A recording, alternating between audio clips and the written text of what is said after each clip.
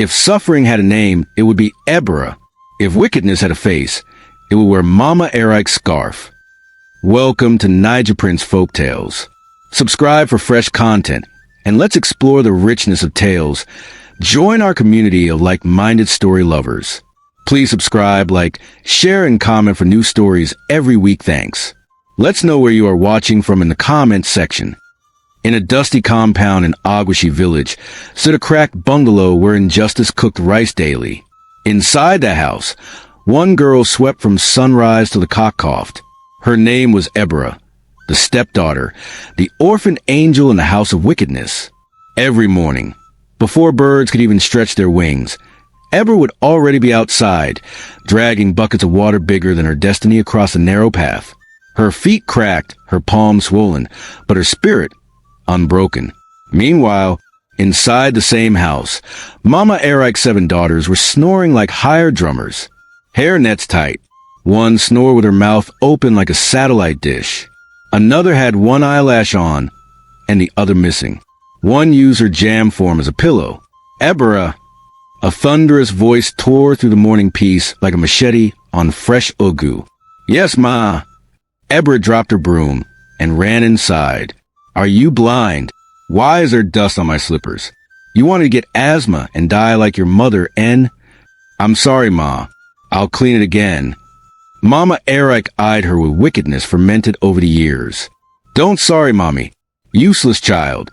You better clean this compound like your life depends on it, because it does. Ebere nodded silently and picked the broom. As she turned, one of the daughters shouted from the corner, phone in hand. Mummy, this girl still hasn't washed my pant. Ebere, Mama Eric barked again. Before I count 3, that pant must be dancing inside soap. The girl washed panties, cooked, swept, fetched water, cleaned gutters, ironed clothes, and still smiled. But nobody knew the fire she carried inside. One evening, as she washed a mountain of plates, a neighbor called her aside. Ebere, my dear, why do you allow this woman to treat you like a house rat? You're beautiful, you're smart. Ebere just smiled. Ani, if I fight back, who will feed me? The woman sighed. Where's your brother, SEF? Weren't you two born by the same mother? That name pinched her heart like a safety pin. Chuka, her younger brother, her partner in Pap and Pepper, her only blood. Flashback flooded her eyes. She was 10. Chuka was 7. Their mother had just died mysteriously. The night before she died, Ebere had seen her crying, holding her stomach. She kept whispering, Eric, what did I do to you? The next morning, she was gone, buried in silence. No one cried, except Ebere and Chuka. Then 2 weeks later, Chuka too fell sick, vomiting, shaking. Mama Eric said it was malaria, but she refused to take him to hospital. Ebere remembered sneaking to his side that night. He whispered, Ebere, I'm cold. By morning, he was gone, or so they thought. But what nobody knew was that Chuka did not die. That same morning, a rich man traveling from Onitsha to Wari saw a faint movement by the roadside. He stopped his jeep, picked up the boy, and took him to Lagos. Back in Agwashi, Mama Eric celebrated like she won lottery. She spat on the floor. No male child to drag land with my girls. Thank you, Jesus. The village mourned, but nobody questioned her. Nobody dared. As Ebere continued washing plates, her stepsisters were inside the house watching TikTok videos and comparing who had more followers. One wore a crop top that looked like a bra with asthma. Another had long lashes that could fan a small room. Mummy, Ebere is now forming celebrity. She didn't greet me just now. Mama Eric picked her slippers and flung it outside. Ebere, that's how you want to be behaving now, ABI, because your nose is pointed like Suitor. You want to show shoulder in my house. Ebere dodged a flying slipper, bent her head, and kept scrubbing. But inside her chest, a prayer was boiling. God, if you're still in heaven, please just remember me, even if it's for one day. And that day was closer than she thought. If beauty could cook a gussie, Ebere fed the entire village for 7 years. Her smile alone could confuse a compass. And finally, Her goodness started speaking louder than her silence. It all began one bright Saturday morning. A black Toyota Prado drove slowly into their compound. Dust danced in the air. Chickens ran for cover. Villagers peeked through their windows. Men in native Ibada stepped out. One wore a gold chain that could pull generator. Another had a perfume strong enough to reset memory. "Good morning, sir. Please, who are you looking for?" Ebere asked shyly, her hands wet from washing pepper. The tallest man smiled. Your name is Ebere, right?" Her heart skipped. Mama Erik's heart backflipped. The man introduced himself. Chief Oriaku, a businessman from Auka. He had seen Ebere at the last village festival and had not slept since. "I came with my people to ask for her hand in marriage," he declared proudly. There was silence. Then chaos. One of Mama Erik's daughters choked on Zobo. Another fainted into her bowl of ebere. One screamed, "Is this a prank?" Mama Erik forced a smile. Chief, maybe you mean one of my real daughters." "No, I mean the one who brought us water last time. That's her." Chief pointed confidently at Ebere. The entire compound went quiet, except for a goat in the background bleating in surprise. And that was just the first suitor. The next week, another came with a saxophonist and a cooler of fried rice. The week after, a tall banker in suit brought a framed picture of Ebere and asked to see her father. The man even did a DNA test on himself to prove he was related and was ready for love. But not a single suitor looked at Mama Erik's 7 daughters. Not the one with pink eyelid and green lipstick. Not the one who wore crop top during Harmattan. Not even the one who now sprinkled "God said you're my husband" on every man she saw. Mama Erik was losing it. "I reject this nonsense. This is spiritual. A girl without makeup or university degree is dragging suitors with my 7 roses." To Fiakwa, she began to devise a plan. A wicked one. One night, as Ebere was about to sleep on the mat beside the kitchen, Mama Erik called her. "I want to tell you something. Sit down." Ebere sat. "Do you know I owe money?" "No, Ma." "Do you know if they carry me to police station tomorrow, you will be motherless again?" Tears filled Ebere's eyes. "What can I do to help, Ma?" Mama Erik hissed with fake pity. "I've spoken to a man. A kind man. His name is Ikena. He has agreed to take you as wife, to clear my debt." Ebere's mouth dropped. "Who is he, Ma?" "He's a barrow pusher in Quo Market. But don't worry, he's very respectful." "Barrow what?" Ebere's heart broke into pieces. But she nodded slowly. "If it will save you, I'll go." Mama Erik's eyes glinted with wicked satisfaction. "Good. Maybe now, all those rich men will focus on my daughters." She rushed to her daughter's room with joy. "Ebere is gone. Go and rub foundation." The next morning, Ikena came. He wore a simple t-shirt, clean jeans, and slippers. His wheelbarrow was parked respectfully under a mango tree. Ebere came out with her small Ghana must-go bag. He looked at her with gentle eyes. "Are you ready?" She nodded. "I am." As they walked away from the house, Mama Erik clapped her hands in victory. Let's see how those suitors will still come. But as they left the compound, none of them knew that Ikena was not what he appeared to be. The first morning in Ikena's world was not easy. Ebere sat on a small stool under a zinc roof, peeling yam while flies rehearsed choir behind her ears. A barrow leaned against the wall beside them, and a pot of boiling rice hissed with the stubbornness of poverty. But she was at peace. Ikena treated her like a human being, something Mama Erik had never done. He called her please. He called her thank you. He even washed his own underwear. The room they shared was small, but his heart was big. He always smiled. He never raised his voice. And though he wore slippers with holes, his soul was whole. One day in the market, Ebere helped him push the barrow from stall to stall. Some people laughed. "Ehen, na fine girl be this? See as life humble am. She by na she gets suitors at time. Now she's pushing Gary." Ebere smiled through the shame. She wiped sweat from Ikena's face and said gently, "Let's go. We still have pepper to deliver." Ikena looked at her like a man seeing gold in a dustbin. Thank you, Ebra. You're not just a wife. You're a blessing. That night, they sat outside under stars, eating roasted corn and coconut. She told him everything, from the day her mother died, to how Chuka was poisoned, to the way Mama Eric treated her like a pest. Ikenna listened silently. Then he looked up at the sky and said, "Your pain will not go in vain." She turned to him. "You believe God still sees me?"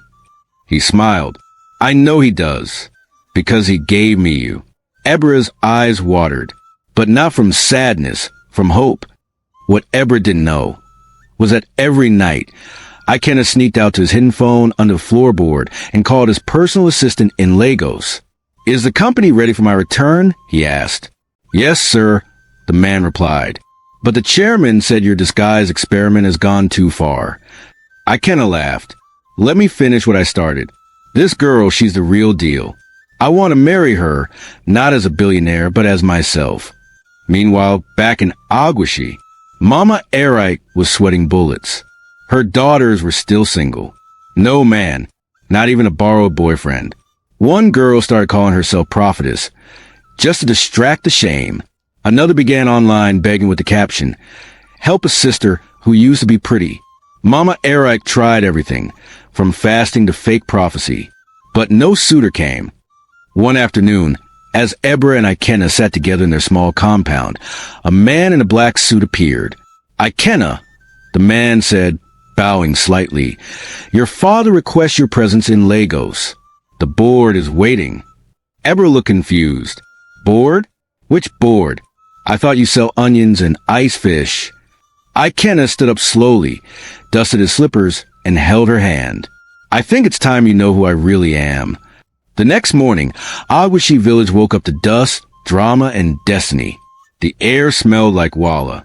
From nowhere, a long convoy of jeeps rolled into Mama Eric's compound. Black, silver, white, all tinted. The lead car was a Range Rover so fresh it could fry plantain. Sirens didn't wail, but dust followed like praise singers. Mama Eric ran outside with wrapper flying, almost tripping on her own legs. Jesus, they've come. Suitors. It's finally happening. Her daughters flew out like scattered chickens, applying lip gloss in panic. One even sprayed room freshener under her armpit. "Mummy, it's finally our turn, oh. Eh, God, my marriage has come." The car stopped. Doors opened. And out stepped Ikenna. Clean suit, designer shoe, fresh haircut. Beside him, Ebra came down wearing a fitted green lace gown, glowing like before and after miracle. Silence. Mama Eric blinked. "Wait, is that not Barrow Boy?" Ikenna smiled. "Yes, and now, CEO of Ikna Group, 15 companies across Lagos, Port Harcourt, and Dubai." He turned to Ebra. "My wife." If you put microphone to Mama Eric's chest at that moment, it would sound like police siren. One daughter whispered, "Mummy, I think I need to faint." Another fell backwards without warning. As Ikenna held Ebra's waist, a journalist from Lagos Live News ran forward. Sir, is it true you disguise yourself as a poor barrow pusher to test her love?" Ikenna smiled. "Yes, I was tired of fake women. I wanted someone who would love me even when I had nothing." He turned to the camera. "And she did." Cheers exploded. Villagers screamed. Some people danced with abandon. An old woman brought out her flute. Mama Eric slowly sat on the floor, wrapper halfway up her knees, mouth open like chimney. I used her to pay debt." Ikenna looked down at her. "You sold a diamond to keep your ashes. Now the whole world will watch you carry regret." One of Mama Eric's daughters tried to walk up to Ikenna. "Sir, even me I can love you now." Security blocked her instantly. "Oya back to sender," someone muttered. Back home, Ebra entered her new life like royalty. Her wedding was televised. Her lace gown trended on Instagram. Even the governor sent a gift. Mama Eric? She watched it on a cracked little phone while selling pepper in the market. One daughter got pregnant for a married man. Another one now sells fake waist trainers. One entered Yahoo and landed in EFCC custody. None of them married. None. Weeks later, Ebra and Ikenna visited Aguashi again. This time, they came to build a free borehole for the village. Cameras rolled. Speeches were made. Suddenly, a sleek black jeep pulled in. A tall, dark man stepped out in native Igbata. The crowd turned. "Who is that?" Ebere whispered. The man turned and she saw it. The birthmark on his left cheek. Her heart stopped. "Chuka?" He turned fully. Their eyes locked. Ebere, time froze. She dropped the mic and ran into his arms. They hugged so tight. Villagers started crying. "I thought you were dead. I thought you forgot me." They sat down under a mango tree, and she told him everything. When Chuka heard how Mama Erike poisoned their mother and sold Ebere to a barrow pusher, his blood boiled like EBA water. "I will destroy her," he said. But Ebere held his hand. "No, Chuka, let karma finish what it started." He sighed. "You're still soft-hearted." "No," she said. "I'm free. That's the biggest revenge." The next day, as they drove past the market, they saw her, Mama Erike, sitting on a stool, selling pepper and shouting, "4 now 100. Her face was tired. Her eyes were red. Her dignity missing. She looked up and saw Ebere in the back seat of a G-Wagon. Their eyes met. She dropped her head in shame. Ebere smiled sadly, rolled up the glass, and whispered, "This is what you bought with wickedness." Weeks had passed. Ebere now lived in a white mansion where the gate had more buttons than her stepmother's entire wardrobe.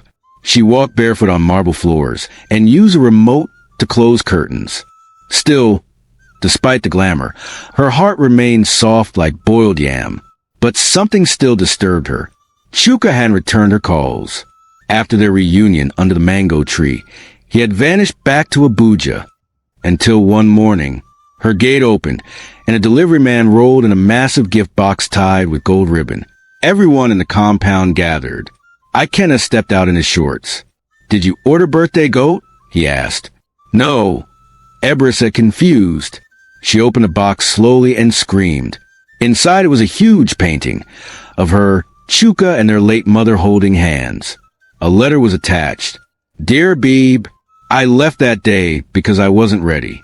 I wanted to bury our past in forgiveness, but it still haunted me. But now I built something in Mama's name, a hospital in Enugu, and I named it Mom and Kem Foundation in your honor. Come for the opening. Let's give her the peace she never had." Tears filled Ebere's eyes. Ikenna hugged her tightly. "You see why you're different?" he said. "You turn pain into purpose." At the hospital opening in Enugu, people gathered. Cameramen, priests, orphans, widows, even a few villagers who had once gossiped about Ebere came with heads bent like fried dodo.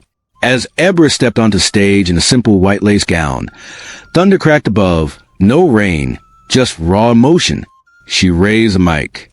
"My name is Ebere. I am the daughter of a woman who died in silence, the sister of a boy who rose from the grave of betrayal, and the wife of a man who saw treasure in my suffering. Today we forgive, not because they deserve it, but because we deserve peace." The crowd exploded in applause. Some wept, others clapped. One woman even removed her wig to salute. Now, as they drove back to Lagos that evening, they passed through Aguashi, just for peace. Ebere said, "Let me greet one person." Ikenna parked quietly. She walked into the local market, now older and quieter. She saw her, Mama Erike, bent, pale, a wrapper tied, so loosely it looked like it was tired too. She was not even selling pepper anymore. She was begging beside someone else's stall. No pride, no powder, just a calabash of coins and cracked lips. She looked up and saw Ebere, glowing like a clean conscience. Mama Erike gasped, "Ebere, my daughter, help me, even if it's 10 naira. Ebere looked at her gently. She brought out a small note and dropped it, a clean 1,000 naira.